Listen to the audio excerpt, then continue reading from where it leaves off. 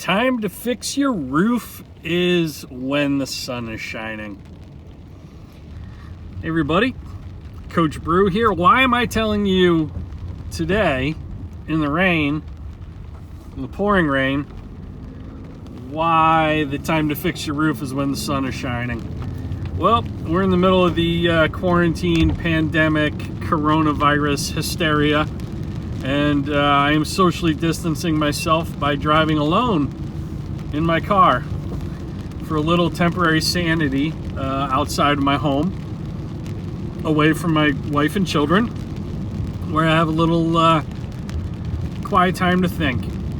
And earlier this week, it came to my attention that, actually it was last Friday, came to my attention that the building in which my office space is decided, since everyone is social distancing and quarantined at home, they would not repair, they would replace the entire roof of said office building.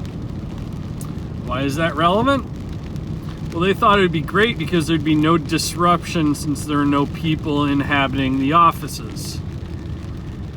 However, in their infinite wisdom, what they didn't factor in was it's friggin' Maine and it's April. And if you hadn't noticed or hadn't lived here for more than 10 minutes, it rains a lot. It especially rains a lot in April and in the northeast. What's the old saying? March winds bring April showers bring, May flowers. So maybe the ideal time to replace a roof isn't in the middle of freaking April when it's raining. They were insured. They were insured. They were assured. I'll get to that in a minute. They were assured. The property management company or the owner of the building was assured by the roofing company, we can have all the shingles stripped off, we can have it stripped down, and put the new waterproof layer on the exposed roof before it rains again. So your mind might be wandering or wondering, Coach Brew, why are you driving in your car in the rain telling us this? Because, well, as you can imagine, they didn't get it done before it rained. So the exposed roof, which had some leaks, not in my office previously, I'll get to that in a minute too.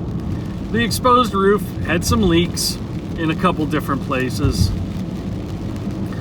Funny thing happens though when you take shingles and a water barrier or weatherproofing off of a roof and then it rains and you don't replace that shit, then the whole roof leaks.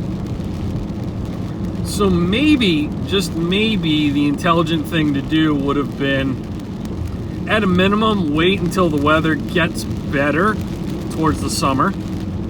Or, here's a crazy thought, check the 15-day forecast. There's a thing called AccuWeather. It isn't always accurate, but you can get a good guesstimate by looking at the weather map for, say the entire Northeast, and looking where those large green blobs tend to travel from and the direction they travel to. It's usually starting in the mid-Atlantic and blowing up towards the Northeast to northern New England. So I share that with you because I got an email the other day that, yep, you guessed it, water damage through the ceiling of my third floor unit. My office suite is on the top floor of the building, and ceiling tiles essentially melted, and there's water all over the table in my podcast studio, which also means there's water damage to the microphones, my very nice, expensive studio mics. So anyway, after a little back and forth with the property manager, I decided not to go in and examine the damage personally, because, well, there are a lot of people there, and yeah, to add insult to injury, or injury to insult, as the case might be, I didn't really want to get the coronavirus from some schlub with the roofing company who's going to be in my building on my floor, and probably in my office, or the people from ServPro who are doing the industrial cleaning of the building. So long story short, we're 5 minutes into this video. I'm halfway to my office. I'm going to show you the roof, and I'm going to tell you right now how you are also in this story. I am, at least, if you hadn't noticed, 6 feet away from the car in front of me, so I am practicing social distancing in my vehicle. There's no tailgating going on, you'll see. So how does this relate to you and your business? Well, when the pandemic started and there's that shelter-in-place thing, and pretty much every state started closing all non-essential businesses, an interesting thing happened. And they extended it from 7 days to 15 days to 31 days here in Maine, and even further out in a lot of other places. The interesting thing that started to happen was a lot of business owners, CEOs, entrepreneurs started reaching out to me directly. Hey, I need your help. How do I navigate this mess? I'm entirely dependent on one revenue stream that's disappeared overnight. Or how do I navigate this mess and have a team work remotely? Do virtual presentations, communicate with prospects remotely. I mean, like, that's just a small smattering of the questions I got. I got more inbound calls, emails, and new clients in 2 weeks than I did in the previous 2 months. And that's where you're in the story. Repair your roof when the sun's shining, people. You know, a number of people waited until all hell broke loose and their business essentially had the emergency brakes slammed on it before they called a coach, before they even thought about pivoting, adjusting their business model, before they ever had any kind of contingency plan in place. When things are going great, we have a real short memory of the last economic downturn, 2008. It seems like a lifetime ago. But you know what? Economically, it was pretty similar to this. It wasn't as severe as quickly, but the long-term ramifications, I think, when we look back on this one, are going to be real similar. So there are a lot of people back then and people today who didn't fix their roof, so to speak, while the sun was shining. You know, the time to adjust your business model is before you need to adjust your business model. You want to do it voluntarily as opposed to out of necessity. What do I mean by that? It's staggering how many restaurateurs, bar owners, people in the brick and mortar retail or service industry don't have a mailing list, like physical addresses of their customers, much less email addresses. So they have no ability to communicate with their past customers, some of whom were probably regulars, loyal fans. Yeah, you might be on a first name basis with Bob, who sits at the corner of the bar every Friday night and watches college football, but do you know how to reach him when Bob ain't there? This is my office, by the way. I'm right next to a really nice boatyard at the marina on the water here in Yarmouth, Maine. If you ever want to come visit, I'm going to try and get you a shot of the roof if I can. Anyway, a lot of these businesses had no plan B to immediately turn to. That's not my building. Through the trees. I cannot really zoom in too much. maybe I can. Yep, okay. So that is my building right there. Just beyond that, just to the right of the sign. And to the left, kind of framed in there between that pine tree. That is my office window with the blinds half up, half down. Anyway, that is the new water barrier on the roof. And over that kind of dormer that you see is now a tin roof. So, yeah, everyone's insurance company is going to be blowing up the phone and the email lines for the roofing company in the next couple of weeks. Here's the Serve Pro trailer doing their work. And there's a big dumpster full of everybody's insulation, ceiling tiles, garbage bags, crap like that. If you really wanted to see that, if you're that much of a voyeur or feel that bad for me. So anyway, back to you and your business. You don't have to be a restaurant that got shut down because of the coronavirus or the quarantine. You just have to be a business that can no longer, like for example, you run events. You can no longer meet with people. A couple weeks ago was you couldn't even meet with groups of 10 or more. It had to be under 10. That really impacted a lot of people's business models.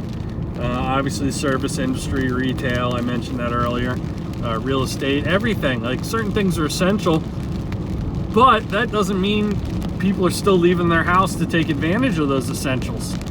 Unless, of course, you sell toilet paper. So, how can you communicate with your customers? Email, phone, direct mail.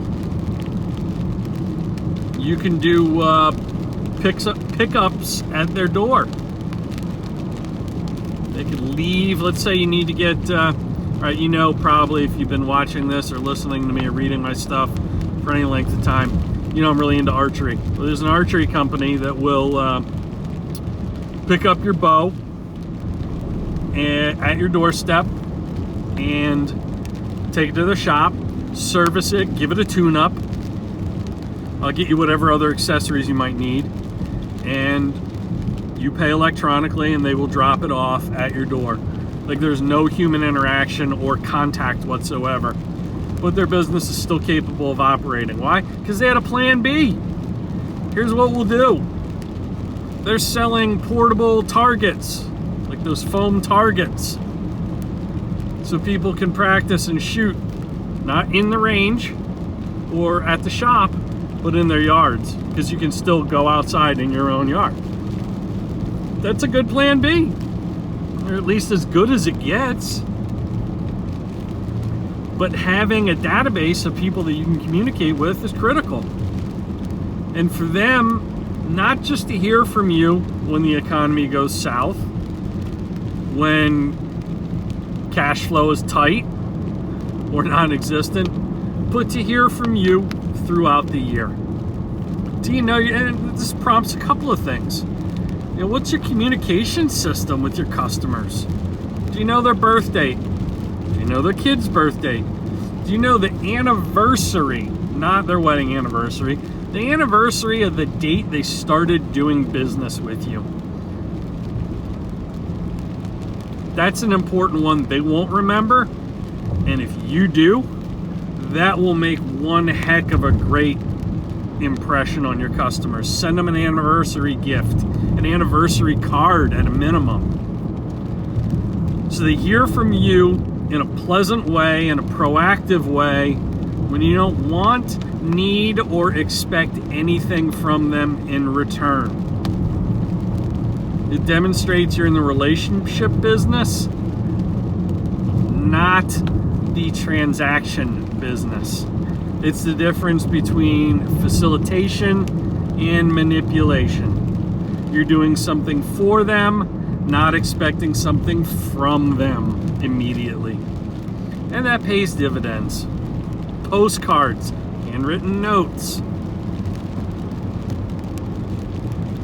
all of those things create equity at a time when you really need that relationship more than ever with your customers. So that's what I mean by fix the roof while the sun is shining. That is a metaphor for your business, and it is a reality for the office building that my office suite is in.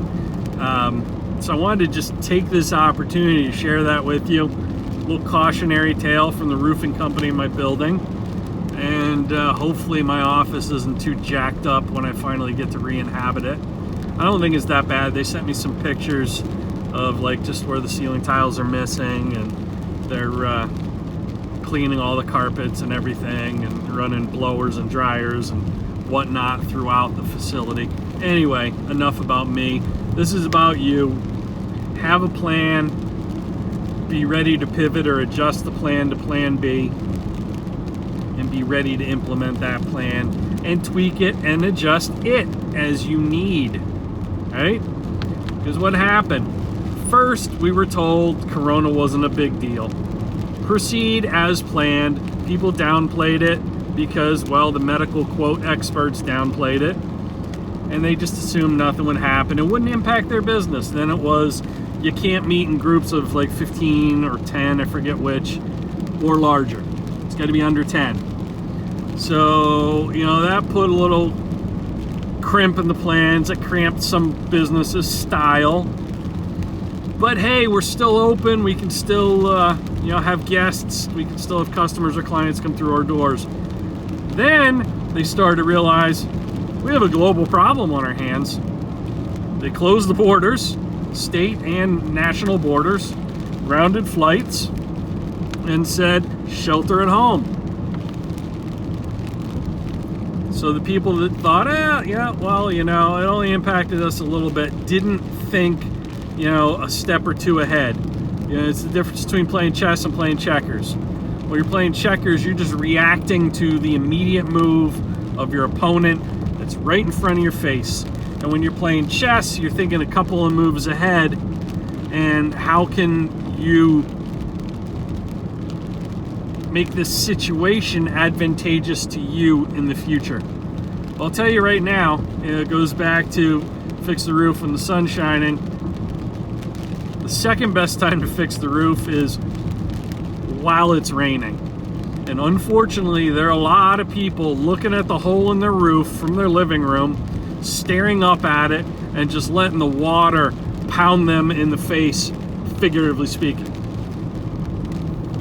They're sitting at home thinking, this sucks, but hopefully it's going to end soon, and I'm going to trust the government when they say things will get back to normal. Number one, I probably wouldn't use trust and government in the same sentence ever with any government. That's not a political statement. That's just, the people who are still drawing a salary and still working are politicians. They're not suffering the same pain that the rest of us are, right? So don't trust someone else is going to fix your roof. Fix your own roof before it rains. Because if you're hoping things will just get back to normal, I can tell you right now, and anyone who's been in business since before 2008, ask them too. Hope is not an effective business strategy. It's not. Things change in the blink of an eye, especially with technology today, faster than ever, more than ever. Things change. You better be prepared to change with it and evolve, or you're going to get crushed by that wave when that wave comes up over your head and just crashes onto the shores. That's my best advice for you. And it's interesting, a little self-disclosure, I started my business right before 2008, and things were going well. I had one really, really major client in the healthcare industry, a hospital system, and they were a large percentage of my income. I worked with them a few times a quarter between speaking, coaching, workshop, team building, individual coaching clients. It was great. Then right after 2008, the Great Recession hit, and it was real estate initially, the mortgage business, and then it started to really kind of impact other kind of ancillary businesses, and then the whole economy. I got a phone call one morning that from the director of training and development at this healthcare system said, you have to cancel all of our future engagements. And I had probably 9 dates and a handful of clients there on the books already for the rest of the year. And I said, what's going on?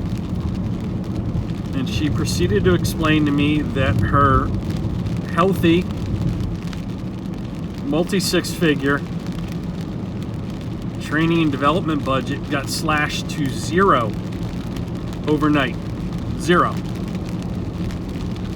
And I wasn't even, I wouldn't say I was an enormous percentage of that. I was probably a healthy percentage of it. But she had to cancel all future engagements and client work with every single coach, consultant, speaker like me, myself included. And I looked at that and I said, wow, that's a big chunk of my revenue. So I immediately had to pivot. Fortunately, I had a lot of marketing systems in play, and I was able to open up a waiting list that I had. I was able to fill those dates and proceed. I wouldn't say business as usual, but I didn't take a huge hit, is my point. And it's simply by pivoting, by having things in place before I needed them. And I think we're all in that story again here in 2020 with what I'm now calling, I'm just calling it the Corona economy, because it's really what it is right now. People are asking me, how's this affecting your business? It's actually helping it. My business hasn't taken a hit one bit. If anything, it's helped it because I have a bunch of new clients. Yeah, I had a few speaking engagements canceled, which are probably simply going to turn into postponements and reschedules when things open up again, whenever that might be. But my point being, that's my plan B. I can work virtually, I can work remotely. All I need is a phone and internet connection. I don't need even to be in my office. If, let's say the whole roof caved in that whole building that I'm in, I wouldn't need to go in there to continue to work with my clients and get work done, produce content. I can do that from anywhere. So my point is, you need to be able to create, if not that kind of flexibility, a similar flexibility for your business. Some local restaurants, the dining rooms closed. Okay? They immediately pivoted to delivery and takeout. They're offering dining bonds. Buy a $75 dining bond, it's worth $100 when they reopen. Gift cards, same thing. Citizens Bank has a gift card program where they contribute, if you purchase a gift card through their service, they contribute an additional 5% to the restaurant. If you're in the service industry, restaurant or bar, you'd be insane not to do that and take advantage of it. You'd be insane not to. So I share that with you as information, and for you to be able to pivot, be able to execute a plan B until plan A becomes available again to you, if it does at all.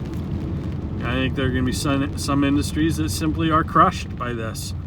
I've talked about it before in a live stream I did on this YouTube channel. You can go to that. And then obviously next steps, if you want more content like this that helps you guide your business and your team through the Corona economy, go to coachbrew.com and sign up for my newsletter.